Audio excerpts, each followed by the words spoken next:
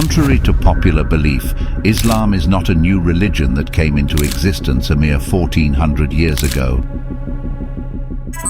Islam in truth has existed since the first moment that man set foot on earth. Prophet Muhammad, peace be upon him, was the last prophet tasked with conveying the final form of Islam, which was the continuation, the culmination, the completion of Allah's universal message to mankind, as revealed to all of Allah's previous messengers and prophets.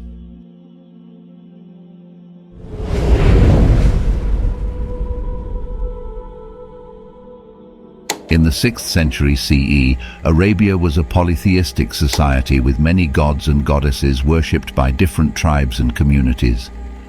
Prophet Muhammad, peace be upon him, was born into a family of merchants who were active in the trade routes throughout Arabia, and he was exposed to the religious beliefs and practices of many different communities during his travels.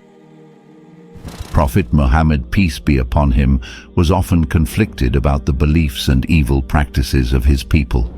Around the age of 40, he started to experience visions that would come true. During that time, he frequently meditated in the cave of Hira, located on the outskirts of Mecca. But on one fateful night in 610 CE, while in solitude at the cave of Hira, the revelation of the glorious Quran began. The Night of Glory, which Muslims refer to as Laylatul-Qadr, is a night that marks the revelation of the Quran to Prophet Muhammad, peace be upon him, by the angel Jibreel. Allah revealed the glorious Quran in parts over a period of 23 years to the Prophet. However, the first revelation happened on the Night of Glory and marks a significant moment in the founding of Islam. The exact date of the Night of Glory is unknown. However, it is known that it is one of the odd nights of the last 10 nights of Ramadan, the 9th month of the lunar year. It is considered the holiest and most significant night for Muslims, who spend entire nights in prayer and devotion, hoping to earn its blessings. The revelation. The account of the first revelation was narrated as follows. The angel came to him and asked him to read. The Prophet replied, I do not know how to read. The Prophet added, the angel caught me forcibly and pressed me so hard that I could not bear it anymore. He then released me and again asked me to read, and I replied, I do not know how to read. Thereupon he caught me again and pressed me a second time till I could not bear it anymore. He then released me and again asked me to read, but again I replied, I do not know how to read. Thereupon he caught me for the third time and pressed me, and then released me and said, read in the name of your Lord who created man from a clinging clot.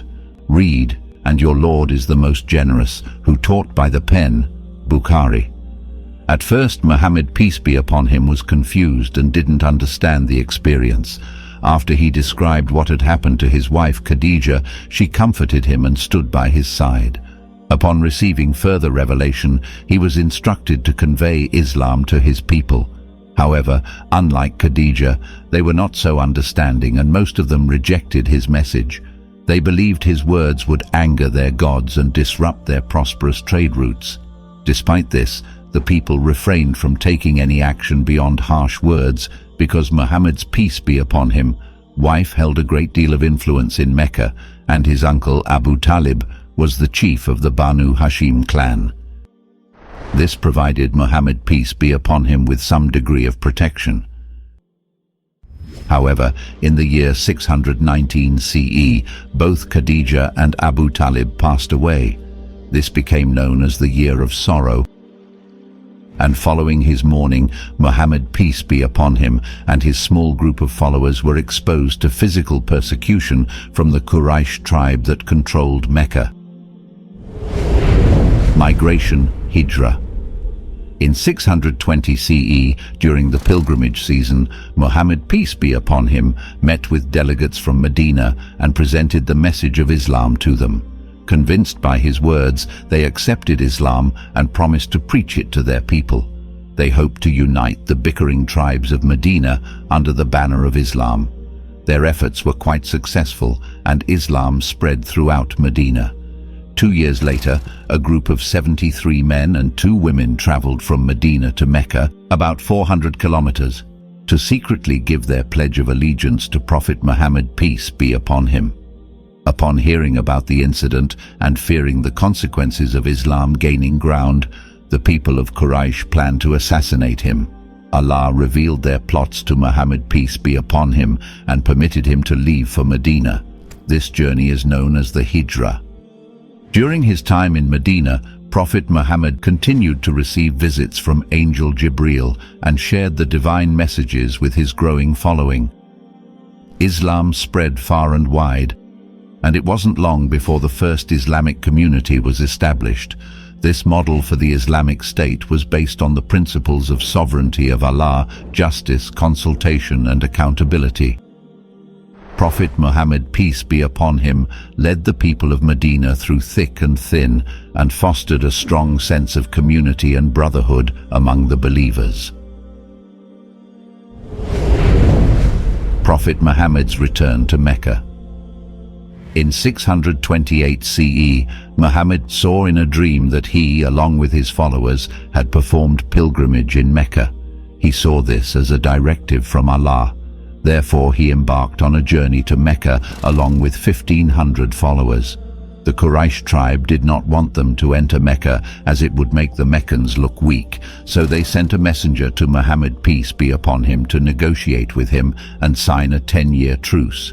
This was called the Treaty of Hudaybiyyah, named after the location where it was signed. Hudaybiyyah, the turning point.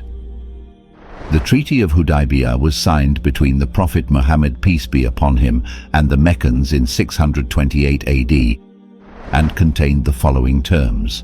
1. The Muslims had to return to Medina this time, but would be allowed to enter Mecca the following year to perform the pilgrimage. 2. The Muslims would not be allowed to carry any weapons with them on the pilgrimage except sheathed swords in their bags for self-defense. 3.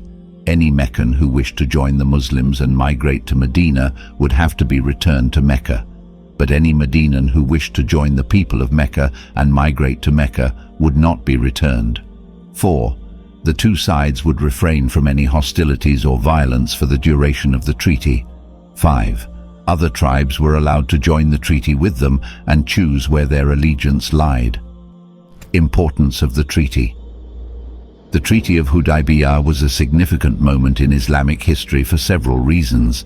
Firstly, it allowed the Muslims to perform the pilgrimage to Mecca, which was a sacred duty for all believers but had been denied to them for many years.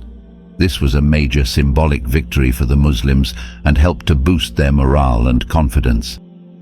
Secondly, the treaty marked a turning point in the conflict between the Muslims and the Meccans. The truce allowed both sides to step back from the brink of war and gave them an opportunity to negotiate a peaceful resolution to their differences.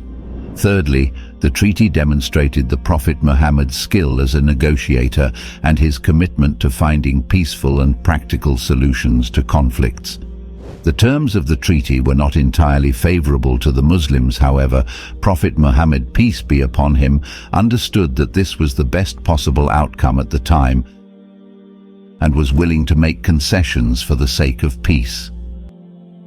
Lessons for Muslims today.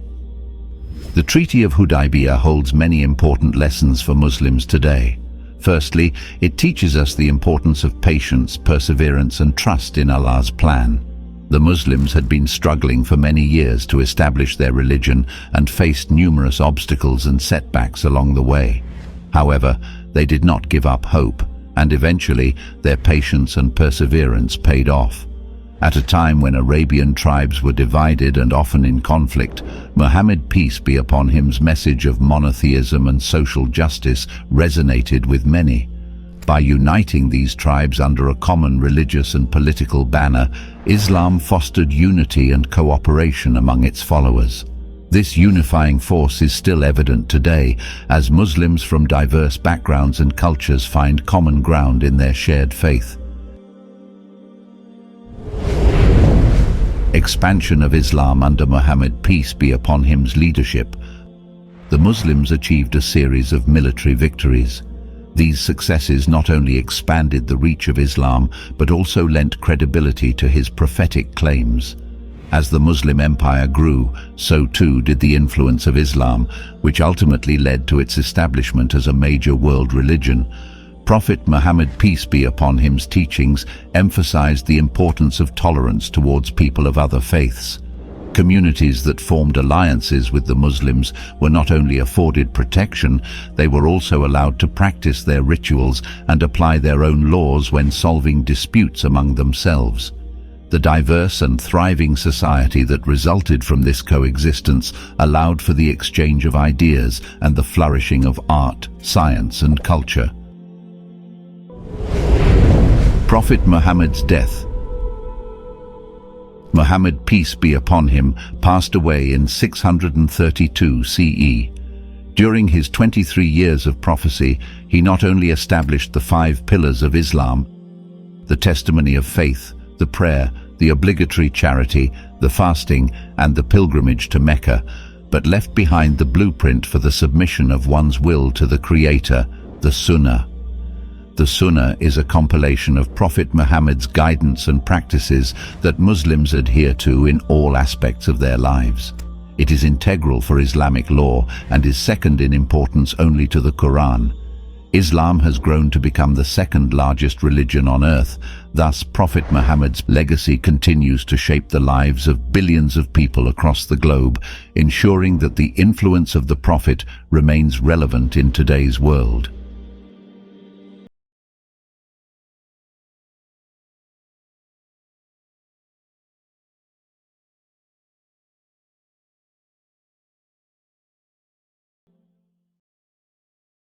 Unlock spiritual enrichment with One Islam TV app. Immerse yourself in a unique experience that is music-free, fully halal, and continuously updated with fresh content daily. Enjoy a user-friendly experience with features that allow you to save your favorite videos, create personalized playlists, and download and watch your content offline. Download the One Islam TV app now and embark on a transformative journey where faith and entertainment unite.